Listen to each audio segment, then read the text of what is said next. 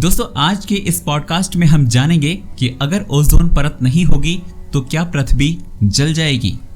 आइए शुरू करते हैं। ओजोन के बारे में किताब में पढ़ते हुए अभिषेक ने अचानक अपने पापा से ये सवाल पूछ लिया था, क्या धरती और सूरज के बीच अगर ओजोन परत नहीं होगी तो क्या पूरी पृथ्वी जल जाएगी। पापा कहीं बाहर जाने के लिए तैयार हो रहे थे और उन्हें थोड़ी देर हो रही थी, लेकिन अब जब सवाल पूछ लिया गया है तो जवाब तो देना था। लेकिन पापा को क्या मालूम कि ओजोन नहीं होगा तो धरती पर क्या होगा। वो विश्वविद्यालय जाते तो हैं लेकिन प्रोफेसर तो नहीं है। अब विज्ञान विभाग में क्लर्क हैं तो क्या ये जरूरी थोड़े ना है कि ओजोन के बारे में उन्हें पता ही रहे। अभिषेक के पिता इलाहाबाद विश्वविद्यालय में विज्ञान विभाग के क्लर्क हैं। विज्ञान के बड़े नामी गिरामी प्रोफेसर्स के साथ उनका मिलना जुलना तो है, लेकिन ये भी सच है कि उनके 5वीं में पढ़ने वाले बेटे के विज्ञान के एक छोटे से सवाल का जवाब उनके पास नहीं है। उन्होंने अभिषेक को किसी काम का बहाना बताकर जैसे तैसे टाल तो दिया, लेकिन सवाल उनके मन में भी धंस गया था। उन्होंने तय किया कि अगले दिन वो जरूर प्रोफेसर डॉक्टर नरेश उत्तम से ये सवाल करेंगे कि ओजोन पोजोन का मामला क्या है। भौतिक विज्ञान की क्लास खत्म होने के बाद नरेश उत्तम अपने ऑफिस में जैसे ही घुसे, उन्होंने देखा कि श्याम सुंदर जी वहां पहले से बैठे हुए हैं।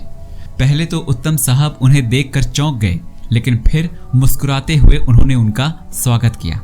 जैकेट उतारकर कुर्सी पर रखते हुए उन्होंने पूछा, कहिए श्याम सुंदर जी, कैसे यहाँ आना हुआ। श्याम सुंदर जी बोले, कोई खास बात नहीं डॉक्टर साहब, बस ऐसे ही सोचा काफी दिन हो गए हैं, हालचाल नहीं लिया, सो चले आए। हाल चाल सब बढ़िया है, आप बताइए, कुछ काम तो होगा जरूर, नहीं तो आप कहाँ अपना मठ छोड़ने वाले हैं। प्रोफेसर साहब ने चुहल करते हुए सवाल दागा। श्याम सुंदर ने ज्यादा समय ना गंवाने का सोचते हुए थोड़ा संकुचित अंदाज में कहा, डॉक्टर साहब एक सवाल है जो मेरे बेटे ने मुझसे पूछा है और मुझे उसकी जानकारी आपसे चाहिए। अगर आप बताएंगे तो मैं जाकर उसे बता पाऊंगा, नहीं तो बेटे की नज़र में अपनी इज्जत तो गई। बात खत्म करते करते श्याम सुंदर जी हा हा करके हंस दिए। श्याम सुंदर की बात सुनकर डॉक्टर उत्तम भी मुस्कुराने लगे। उन्होंने पूछा, पूछिए श्याम सुंदर जी, ऐसा कौन सा सवाल है जिसका उत्तर आप नहीं जानते। विज्ञान का है डॉक्टर साहब, ये ओजोन क्या होता है, श्याम सुंदर जी ने पूछा। सवाल सुनकर गहरी सांस लेते हुए डॉक्टर उत्तम बोले, श्याम सुंदर जी, ओजोन एक रासायनिक गैस है, ऑक्सीजन के छोटे छोटे अणुओं से मिलकर बनती है।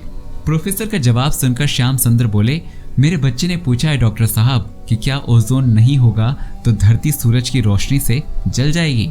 ओजोन नहीं श्याम सुंदर जी, ओजोन परत, प्रोफेसर ने सवाल करेक्ट किया। श्याम सुंदर जी हाँ हाँ करते हुए जिज्ञासु भाव से उनकी ओर देखने लगी। उसके बाद डॉक्टर साहब बोले, श्याम सुंदर जी, धरती जलेगी तो नहीं, लेकिन जब आपने जिक्र छेड़ा है तो ओजोन के बारे में आपको सब कुछ बता देता हूँ। ऐसा है कि धरती पर जिंदगी के लिए बड़ी जटिल और रहस्यमय व्यवस्थाएं हैं। इनके बारे में विज्ञान समय समय पर पता लगाता रहता है।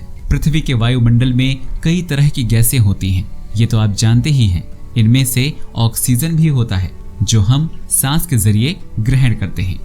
इसी ऑक्सीजन के जब 3 अणु मिलते हैं तो ओजोन गैस बन जाती है। श्याम सुंदर जी, ओजोन बहुत जहरीली होती है और इसका रंग नीला होता है, लेकिन हमारे वायुमंडल में ये बहुत कम मात्रा में पाई जाती है। मान लीजिए कि अगर वायुमंडल में अलग अलग गैसों के 10,000 अणु हैं तो उनमें से सिर्फ 3 अणु ओजोन गैस के होंगे। अगर ऐसा ना होता तो हम सांस नहीं ले पाते, लिहाजा धरती पर इंसानों का जीवन मुश्किल में पड़ जाता और इसीलिए गैसें काफी मात्रा में धरती से 20 किलोमीटर ऊपर पाई जाती हैं। श्याम सुंदर जी के लिए ये जानकारी एकदम नई थी। उन्होंने पूछा कि 20 किलोमीटर कितना दूर है, अगर ओजोन वहां से नीचे आ गई तो क्या हम सब जहर से खत्म हो जाएंगे। डॉक्टर साहब बोले, नहीं, गैस नीचे आएगी नहीं। हमारा जो वायुमंडल है वो गैसों की चादर से घिरा हुआ है। ऐसा मान लीजिए जैसे धरती ने गैसों का एक कंबल ओढ़ा हुआ है, ऐसे कंबल के ऊपर कंबल जैसे वायुमंडल की 5 परतें हैं। ओजोन नीचे से दूसरे नंबर की परत में होता है, लेकिन उसके धरती में आने की संभावना बिल्कुल नहीं होती। इन परतों में जो सबसे निचली परत है उसे क्षोभ मंडल कहते हैं। बारिश, आंधी, ओले जैसी मौसम वाली घटनाएं इसी मंडल में होती हैं। भूमध्य रेखा से धरती के ऊपर आसमान की ओर 18 किलोमीटर तक क्षोभ मंडल होता है। इसके बाद समताप मंडल यानी कि स्ट्राटोस्फियर शुरू हो जाता है। इसी परत में ओजोन गैस मिलती है। सिर्फ मिलती ही नहीं बल्कि ये परत के रूप में धरती को घेरे रखती है। धरती से तकरीबन 20 से 35 किलोमीटर की ऊंचाई तक ओजोन परत फैली है, लेकिन जहरीली गैसों का ये समूह हमारे लिए हानिकारक होने के बजाय बहुत सहयोगी और फायदेमंद होता है। श्याम सुंदर जी बोले, जहरीली भी है और हानिकारक भी नहीं है, ये क्या रहस्य है? प्रोफेसर साहब ने कहा, श्याम सुंदर, इसे जानने के लिए तुमको सूरज की रोशनी के बारे में जानना होगा। सूरज की रोशनी जो हमें सीधी सीधी पीले रंग की दिखाई देती है, वो उसका स्वरूप है ही नहीं। जैसे किसी शायर ने कहा है ना कि हर आदमी में है 10-20 आदमी, जिसे भी देखिए कई बार देखिए। वैसे ही सूरज की रोशनी में कई तरह की किरणें होती हैं, जैसे रेडियो किरणें, पराबैंगनी किरणें, गामा किरणें, एक्स-रे इत्यादि। इनमें से ज्यादातर हमें दिखाई नहीं देती और हमारी सेहत के लिए नुकसानदायक होती है। सूरज से निकलने वाली पराबैंगनी यानी कि अल्ट्रावायलेट किरणें cancer, skin burn, heat stroke और मोतियाबिंद जैसी बीमारियां पैदा करने वाली होती हैं। ऐसे में धरती के लोगों को इन किरणों से बचाने के लिए सूरज और हमारे वायुमंडल के बीच एक फिल्टर लगा दिया गया है, जो पराबैंगनी किरणों को 35 किलोमीटर ऊपर ही रोक देता है और धरती उसके खतरनाक असर से बच जाती है। श्याम सुंदर जी, आपको पता है वो फिल्टर क्या है? यही ओजोन परत, जो हानिकारक गैसों का भंडार है। अपने यहाँ कहते हैं ना कि जहर को जहर काटता है, तो पराबैंगनी और ओजोन मिलकर एक दूसरे को काट देते हैं और हमारे जीवन का एक शत्रु हम तक पहुंचने से पहले ही खत्म हो जाता है। श्याम सुंदर इतनी सारी जानकारियों के बाद अजनबियों की तरह चेहरा बनाए उनसे परिचित हो रहे थे। तभी उन्हें ध्यान आया कि सबसे जरूरी सवाल तो रह ही गया, जिसके बारे में उन्हें अपने बेटे को जवाब देना था। श्याम सुंदर जी प्रोफेसर से बोले, लेकिन डॉक्टर साहब, मेरे बेटे ने ये क्यों पूछा कि ओजोन परत नहीं होगी तो क्या धरती जल जाएगी? तो प्रोफेसर साहब बोले, वो इसलिए क्योंकि साल 1985 में पहली बार दक्षिणी ध्रुव यानी अंटार्कटिका यानी कि धरती के निचले हिस्से की ओर ओजोन की परत में छेद होने का पता चला। इसके बाद से पर्यावरण वैज्ञानिकों में हड़कंप मच गया, क्योंकि ओजोन परत में छेद का मतलब है कि सूरज की पराबैंगनी किरणें सीधी धरती पर आनी शुरू हो जाएंगी।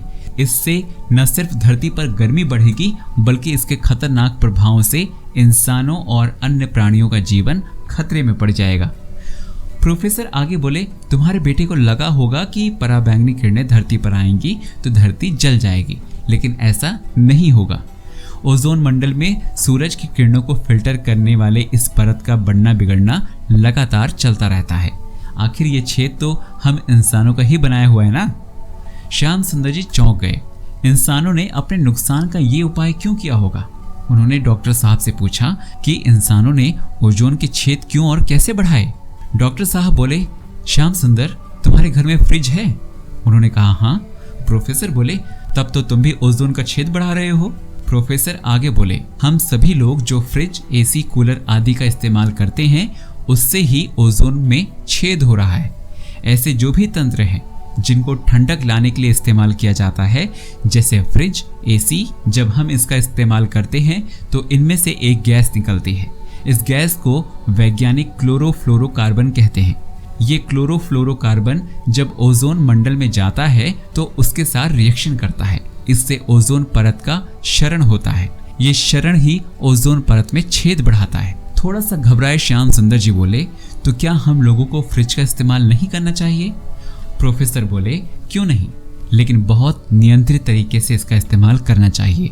बहुत ज़्यादा ज़रूरत हो तभी, ताकि ये यंत्र कम से कम गैसें छोड़े।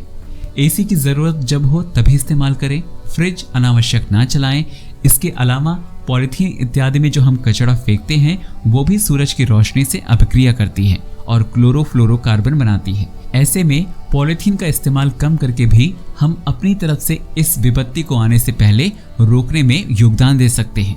वैसे हम ये छोटे छोटे प्रयास तो कर ही सकते हैं, बड़े स्तर पर कई देशों की बड़ी बड़ी संस्थाएं क्लोरोफ्लोरोकार्बन के उत्सर्जन को कम करने के लिए दिन रात काम कर रही हैं। इसके बावजूद अपने पर्यावरण को स्वस्थ बनाए रखने के लिए हम जितना कुछ कर सकते हैं हमें जरूर करना चाहिए। इतने में प्रोफेसर साहब की अगली क्लास का वक्त हो गया और वो उठकर जाने लगे। श्याम सुंदर जी भी उनके साथ साथ बाहर चले आए। उनके चेहरे पर अद्भुत चमक, संतोष और खुशी के भाव थे। उन्हें काफी जानकारी हासिल हो चुकी थी जिसे वो अपने बेटे को बता सकते थे।